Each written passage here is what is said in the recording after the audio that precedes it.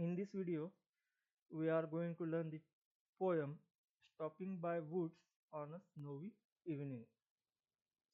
And this poem is written by Robert Frost. In the previous video, we have discussed the syllabus, and I hope all of you are now familiar with the syllabus.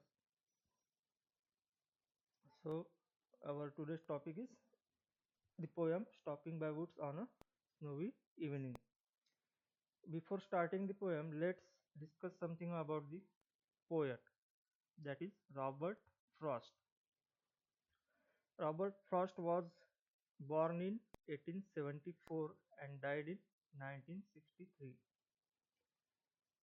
Robert फ्रॉस्टचा जन्म 1874 मध्ये झाला आणि त्यांचा मृत्यू हा 1963 मध्ये झाला. Was born in America and lived much of his life in new Hampshire.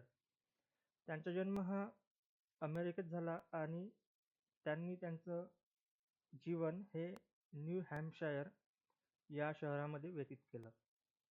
New Hampshire हे अमेरिकेतले एक शहर आहे. त्या शहरामध्ये त्यांनी त्यांचं जीवन व्यतीत केलं. He was also famous in England. जरी ते अमेरिकेचे होते परंतु ते इंग्लंडमध्ये सुद्धा तेवढेच प्रसिद्ध होते. Wear his first 2 books were published. आणि त्यांची सुरुवातीची 2 बुक्स जी आहेत ती इंग्लंडमध्येच पब्लिश झाली, प्रकाशित झाली. His poems are particularly concerned with the real situations, the rustic life of the countryside and landscape. त्यांच्या कवितेचा मुख्य विषय असायचा रिअल सिच्युएशन्स. ज्या रिअल सिच्युएशन्स बघतो आपण आपल्या अवतीभोवती त्या असायच्या. सोबतच ती रस्टिक लाईफ म्हणजे गावाकडची जीवनशैली आणि लँडस्केप म्हणजे निसर्गाची दृश्ये हे त्यांच्या कवितेचे विषय असायचे. Though they appear simple and straightforward, they are deeply meaningful. जरी त्यांच्या पोएम ह्या वाचायला सिंपल वाटतात, सरळ भाषा त्यांच्या कवितेची सरळ असायची, परंतु त्या खूपच मिनिंगफुल अर्थपूर्ण असायच्या. त्यांच्या पोएमचा खूप खोलवर अर्थ असायचा. In first view a poem begins in delight and ends in wisdom.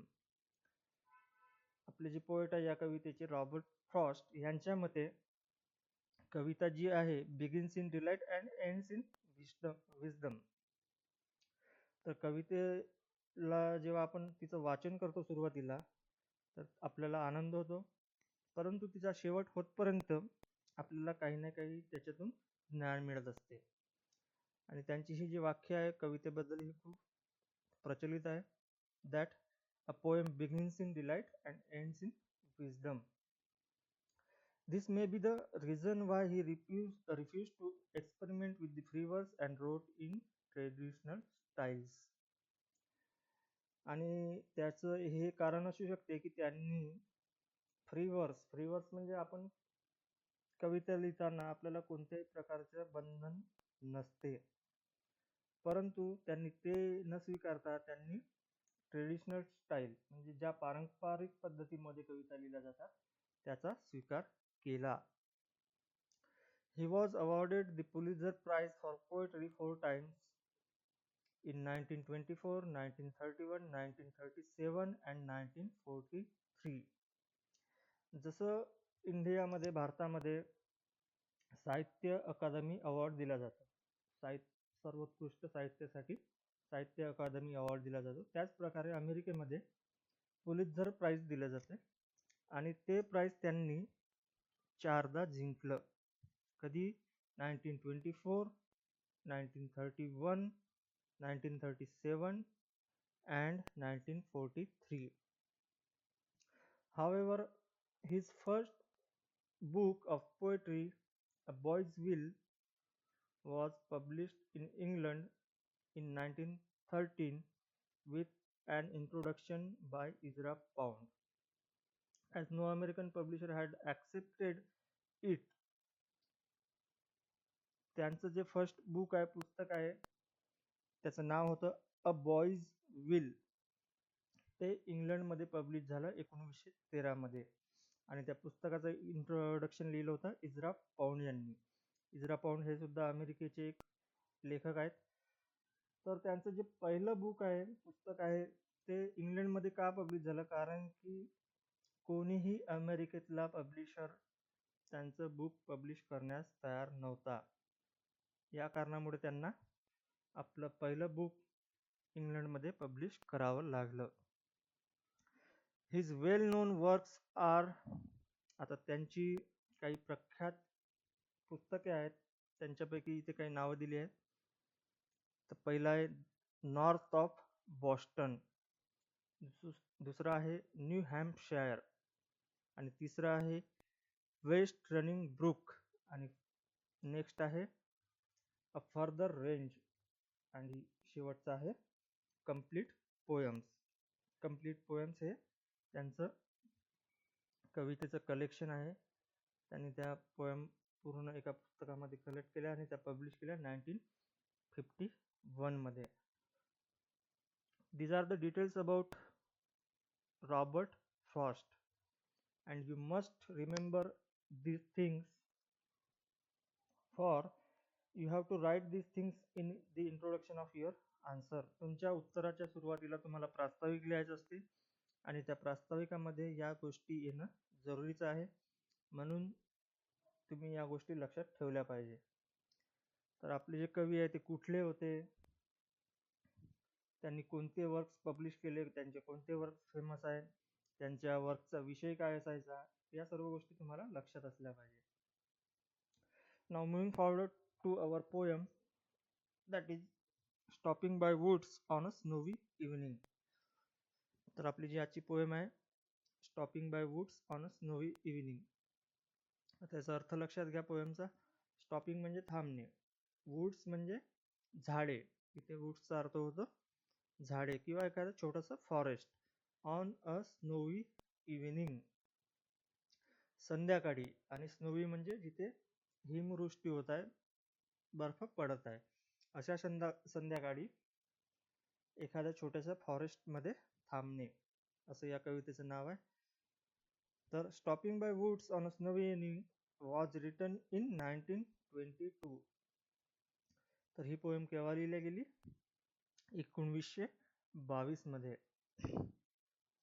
and is one of the Frost's most well-known and widely anthologized poems.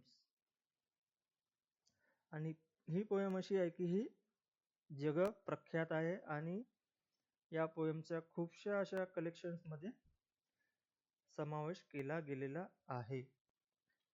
Frost himself referred to this poem as his best bid to for remembrance. तर first जे आपले कवी आहेत त्यांनी स्वतः असं म्हटलंय की ही पोयम माझ्या आठवणीसाठी बनलेली आहे, जेव्हा केव्हा ही पोयम कोणी वाचेल तेव्हा त्यांना माझी आठवण येईल. The poem presents a deceptively simple narrative of the speaker stopping by woods on a snowy evening and quietly looking at and appreciating scenery around. तर पोएमची सेटिंग या प्रकारे आहे की कवी रॉबर्ट फ्रॉस्ट हे एके दिवशी एका फॉरेस्टमधून, छोट्याशा जंगलामधून आपण म्हणू शकतो, चाललेले असतात.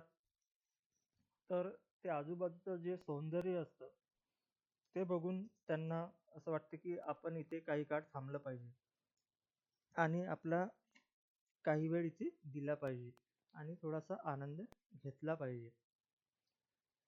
The setting is lovely and peaceful, and the speaker is tempted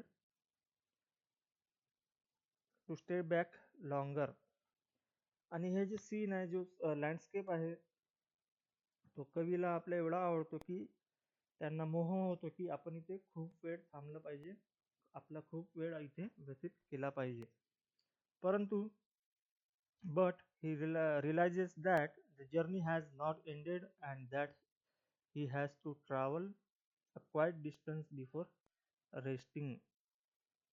परंतु त्यांना जेव्हा लक्षात येते की मला माझ्या घरी जायचं आहे आणि त्यामुळे मी स्वतःचा माझा वेळ इथे देऊ शकत नाही, कारण मला घरी पोहोचायचं आहे, मला आणखी खूप काम आहेत, त्यामुळे माझा मी टाइम इथे वेस्ट करू शकत नाही.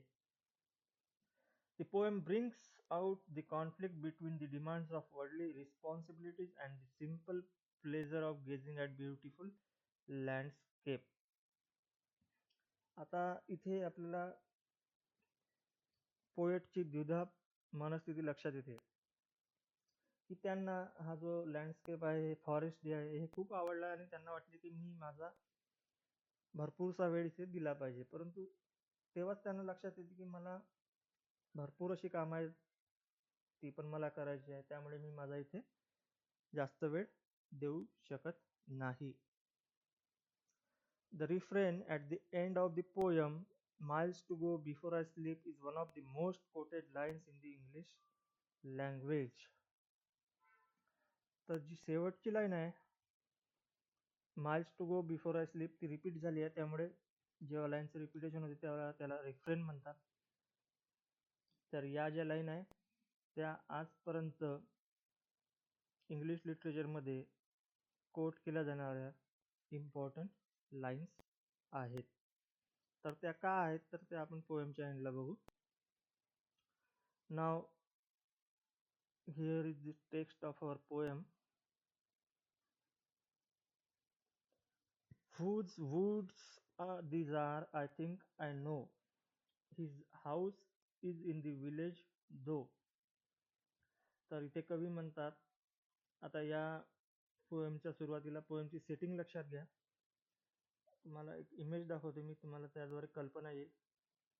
हे बघा, तर ही आजूबाजूला झाडं आहेत, मधातून एक रस्ता आहे, त्या झाडांवर स्नो पडत आहे आजूबाजूला, आणि मधनं त्या रस्त्यातून आपले पोएट नॅरेटर ते एका घोड्यावर बसून समोर समोर चाललेले आहेत.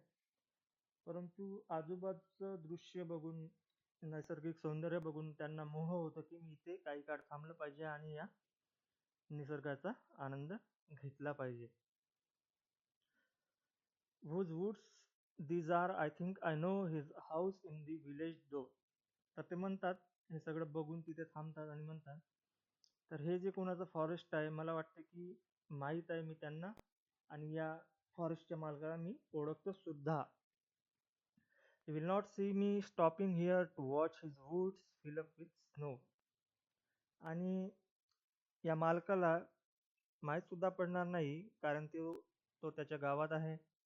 मी इथे थांबलो आणि या निसर्गाचा थोडा आनंद घेतला, तरी त्या मालकाला हे माहीत पडणार नाही. त्यामुळे मी इथे खूप वेळ थांबू शकतो. समोर ते म्हणतात, my little horse must think it queer to stop without a farmhouse near, between the woods and frozen lake, the darkest evening of the year. तेव्हा ते थांबतात आणि आजूबाजूच्या झाडांकडे बघायला लागतात.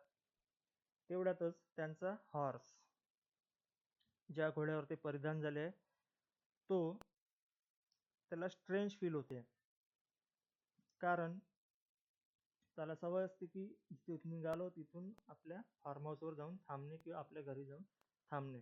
परंतु इथे आपले कवी मधातच त्या झाडांच्या मध्ये त्या रस्त्यावर थांबलेले असतात, त्यामुळे त्यांचा जो घोडा आहे त्यावर ते परिधान झाले तो कन्फ्यूज होतो, कारण आजूबाजूला कोणतेही फार्म हाऊस नाही किंवा कोणतेही थांबण्यासारखं ठिकाण नाही. सोबतच तिथे त्या झाडांमध्ये एक लेक आहे, फ्रोझन लेक. लेक म्हणजे तलाव, फ्रोझन म्हणजे तिथलं वातावरण खूप थंड असल्यामुळे ते पाणी कसं झालंय, त्याचा बर्फ बनला, त्यामुळे ते फ्रोझन लेक झालाय. आणि ती जी संध्याकाळ आहे, ज्या इव्हिनिंगला ते त्या रस्त्याने जात होते, ती कोणती आहे, the darkest evening of the year. तर darkest evening of the year आपण म्हणू शकतो 21 डिसेंबर.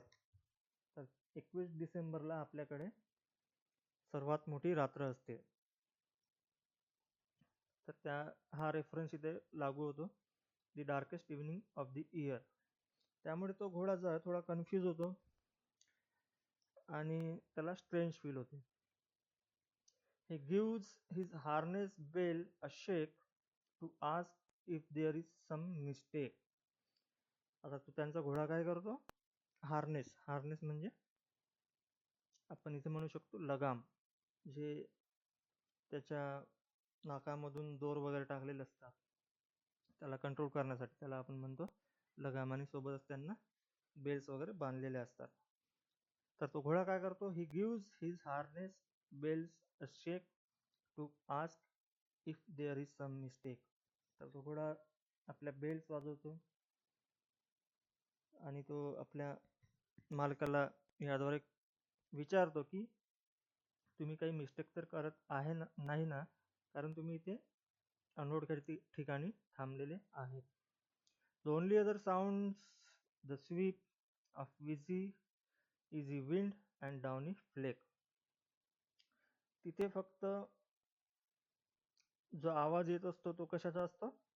साऊंड्स दी स्वीप, म्हणजे जी हवा हळूहळू वाज असते त्याचा आवाज असतो. आणि डाउनी फ्लेक म्हणजे जे बर्फ पडत आहे, हिमवर्षा होत आहे. फ्लेक म्हणजे बर्फाचे छोटे छोटे कण जे आकाशातून हिमवर्षा होत आहे, त्याला फ्लेक्स म्हणतात. तर ते पडत आहेत. या दोन गोष्टी व्यतिरिक्त तिथं कोणताही आवाज नसतो. आणि तिसरा आवाज म्हणजे हार्नेस बेल, जो घोडा त्यांचा हार्नेस बेल वाजवतो तो आवाज असतो. तर याद्वारे स्पष्ट होते की जो घोडा आहे त्याला सुद्धा स्ट्रेंज फील होते की आपण इथे कशासाठी थांबलो, आपल्या मालकाने आपल्याला इथे कशासाठी थांबवलं, काही कारण नसताना, काही प्रॉब्लेम तर नाही ना. आणि आता आहे शेवटचा स्टांजा, तो खूप महत्वाचा आहे. The woods are lovely, dark and deep, but I have promises to keep and miles to go before I sleep and miles to go before I sleep. तर शेवटच्या स्टांजामध्ये कवी म्हणत आहेत की the woods are lovely. Woods म्हणजे इथे मी तुम्हाला आधीच सांगितलं आहे, ते वूड्स म्हणजे छोटंसं फॉरेस्ट किंवा झाड म्हणू शकतो आपण. तर ते कसे आहेत? खूपच सुंदर आहेत, लवली आहेत, सोबतच डार्क आहे. तर इथं डार्कचा अर्थ हा होतो की ही छोटी सर्वात मोठी रात्र आहे आणि त्यामुळे अंधार लवकर पडला असेल. आणि डीप आहे. डीप म्हणजे हे घनदाट जंगल आहे, एक प्रकारचं घनदाट जंगल आहे. आणि त्यामुळे त्यांना असं वाटते की मी या निसर्गाचा आनंद घेतला पाहिजे आणि माझा खूप वेळ इथं व्यतीत केला पाहिजे. परंतु तेव्हाच त्यांना लक्षात येते, कवीला लक्षात येते की but I have promises to keep. परंतु मला लवकर घरी पोहोचायचं आहे, मला आणखीशी कामं आहे आणि त्यामुळे मी इथे थांबणं चुकीचं आहे, मी इथे जास्त वेळ देऊ शकत नाही. आणि म्हणूनच ते समोर म्हणतात and miles to go before I sleep and miles to go before I sleep. तर मला इथे थांबणं चुकीचं आहे, मला चालत राहिलं पाहिजे, कारण मला खूप दूर जायचं आहे आणि मला लवकरात लवकर घरी पोहोचलं पाहिजे. कारण अंधार झाला होता, त्यांना आणखी भरपूर समोर जायचं होतं. त्यामुळे त्यांना वाटतं की मला इथून निघणं गरजेचं आहे. आता इथे एक लक्षात घ्या, जरी ते आपल्या जर्नीबद्दल इथे बोलत आहेत, परंतु याचा इथे व्यापक अर्थ लागू होतो. It can be a philosophy about life. आता ते कसे? तर ते या पद्धतीने,